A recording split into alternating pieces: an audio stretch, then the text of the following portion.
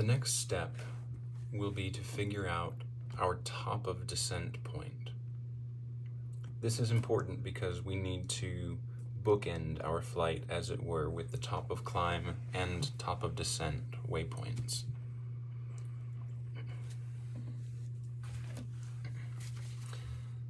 To calculate top of descent, we're going to need to use the cruise performance chart found in the POH on a later page. We're also going to need our winds aloft from earlier. So typically you would find the location closest to your destination airport to get the current winds aloft. In this particular flight, there is no location much closer than GSP.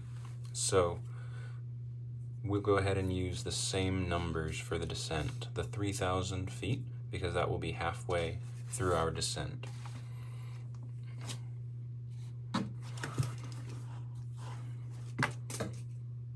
According to the cruise performance chart, we're going to have at 5,500 feet, the closest will be 6,000. We have three different columns we can use: 20 degrees below standard, standard, and 20 degrees above standard temperatures. So in order to calculate, we need to know what the temperature aloft is going to be at our approximate cruising altitude. It will be 3 degrees Celsius. Remember, at sea level, standard temperature is 15 degrees Celsius, and we realize a decrease in temperature by 2 degrees Celsius per every 1,000 feet of altitude gained. So the standard temperature at 5,500 feet would be 2 degrees per each of those thousands of feet. So 5.5 times 2 is 11. So 11 degrees colder than 15 would be the standard temperature at 5,500. 11 degrees less than 15 is 4 degrees Celsius. The current temperature at that altitude is about 3 degrees Celsius. So by far, the standard temperature column will be the most accurate for us to use today. So at 6,000 feet, using standard temperature column, we find that if we have a cruise airspeed of 2,500 RPM, that will give us 110 knots of true airspeed. So 110 knots of true airspeed we can now use in our E6B to make a calculation. You might ask, why are we using a cruise number if we're calculating a descent? And the answer would be because when we do the cruise descent, according to our US Aeroflight memorized procedures, we reduce the power by 300 RPM, allow the nose to pitch down, and descend at our cruise airspeed. So in your descent, you'll be coming down at 500 feet per minute at the same airspeed that you were cruising at. Now the ground speed may be different depending on the wind, but the airspeed should be the same. So, running these numbers again, set wind direction under the true index. We said the wind direction was going to be the same, 230 at 23 knots.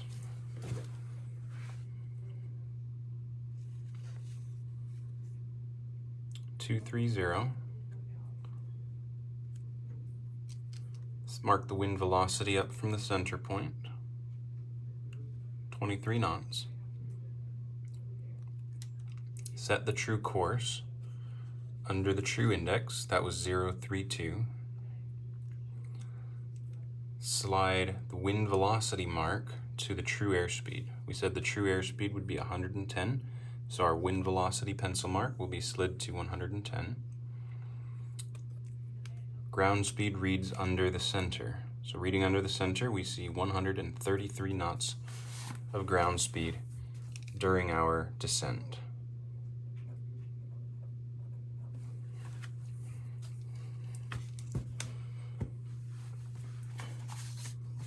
And the wind correction angle is read between the center and the wind velocity mark, and that is -4 degrees.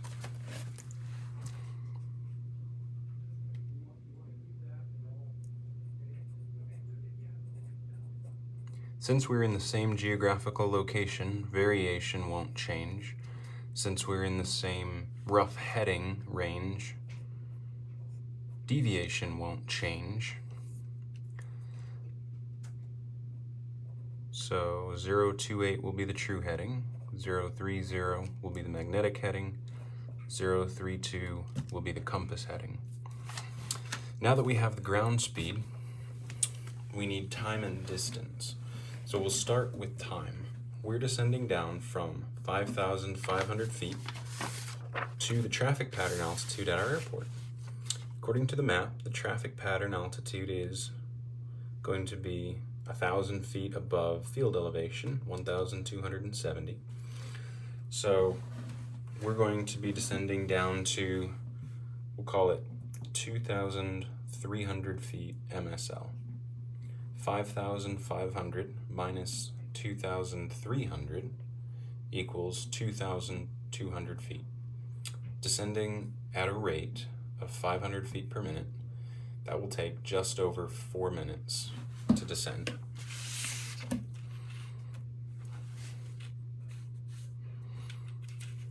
So setting our time here, we'll go ahead and round up so that we have 4.5 minutes, we'll call it 5. Now we can use the other side of our E6B to calculate distance. So set the speed under the black triangle. The speed is 133, so there's 100, 110, 120, 133. Time reads under the inner, distance under the outer. The time, 5 minutes on the inner, distance of 11 miles on the outer. So our distance will be 11 miles away. Now, that number will take us from our cruise altitude directly to traffic pattern altitude on top of the airport. So we want to add 2 miles because we want to be at traffic pattern altitude 2 miles away from our airport to give us plenty of time to see it, observe other traffic in the pattern, and make a safe and proper entry. So if we add 2 miles, that means we'll begin our descent 13 miles away from the airport. Now, we'll take the map and we'll take our plotter and we will draw a line 13 miles away and put a mark here, noting that this will be our top of descent.